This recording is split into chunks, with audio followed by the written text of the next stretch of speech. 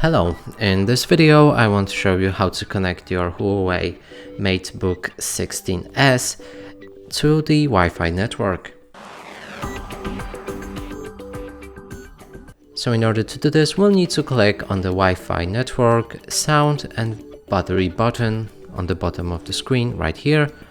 Now click on your Wi-Fi to enable it first, then go on this arrow, and now we can choose which Wi-Fi network to use.